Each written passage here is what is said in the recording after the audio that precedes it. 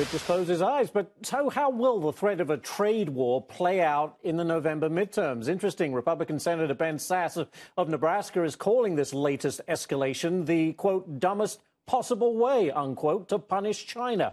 Hopefully, the president is just blowing off steam again. But if he's even half serious, this is nuts. Let's absolutely take on Chinese bad behavior, but with a plan that punishes them instead of us. All right, joining me now from the Wall Street Journal, good friend James Freeman, and the CEO of American Majority, Ned Ryun. Thank you, gentlemen, both for being here. Exactly. Is this nuts, James?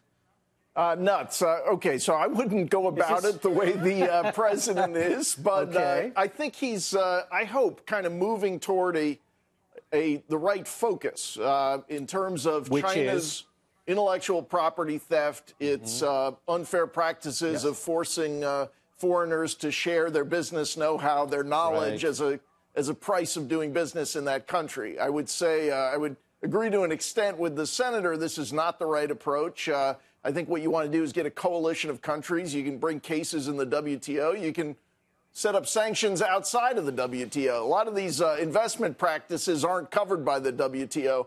So here's what if we're looking on the bright side, and investors are obviously saying to President Trump, we don't think you're going to be able to manage 600 this. Points, yes. But if you want to look on the bright side, I would say he seems to be moving away from fighting with the whole world, wanting to fight with our good friends in Mexico and Canada, and focusing on what I think is the real problem, which is Chinese business practices, intellectual property theft. Fair enough. Right. Ned, let me ask you then. So everything we've done up to this point hasn't really worked. Strategic patience is a word or expression I hear all the time.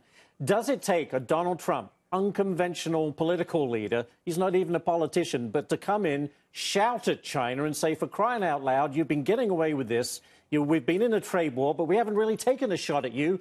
The game is up. We are coming for you. Is that an effective strategy? I think so, and I think it's exactly the right course to take, Ashley. I think right now it really is one of the our last chance to really fight on this, because China declared economic warfare on us decades ago. We've been talking about IP theft. It looks like maybe $3.5 trillion over the last decade, and then you throw in the pure theft. I mean, China really has declared war on us years ago. And what Trump is saying is this really isn't about a trade war. This is about something far bigger. This is about who controls the critical technology of the future. And quite frankly, Ashley, it's about what does the future of this country look like? And I think people have to take a step back. And I think this is something that Trump really needs to communicate and message on. This isn't about Trump versus China. This isn't about the Republicans. This isn't even about the midterms. This is about who we want to be as a people 20 or 30 years from now. And now you're into a major game of bluff. I think China's majorly bluffing. I think their economy is not quite as strong as they'd like us to think. And I think if Trump keeps on pushing, in fact, when we talk about $100 billion in tariffs, I'd like him to push it to $400 billion in tariffs, because I think we have to bring China to the table and say that the rules of engagement that we have been operating under are no longer good. There will be new rules of engagement. You will allow us full market access to your country, and you will not, for that, in return, you will not have forced technology transfers. We get to those new rules of engagement. Right. Great. James, could this blow up in the president's face? I mean, you know, and Ned's right. It's a game of bluff, a game of chicken, whatever you want to call it.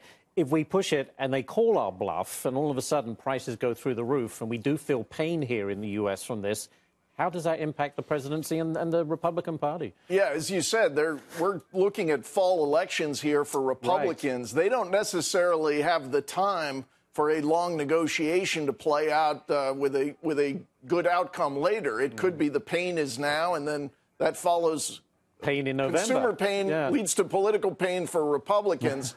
I do think there is a issue here where when we let China into essentially the community of nations to trade roughly 20 years ago, if you had said 20 years later a more hardcore communist thug is going to be running China and the liberalization, the opening of their markets has kind of stopped lately, I think people might have thought twice a little bit. But look, we do still benefit in many ways from trading with China. Yes. The question is how you go about this, and the markets are saying to Mr. Trump, we don't like this approach. I got 30 seconds, Ned. You know, Larry Kudlow, the economic advisor, made the point and has continued to make it. Back in the day when China came into the fold, it was considered a third world economy and a growing, an emerging market.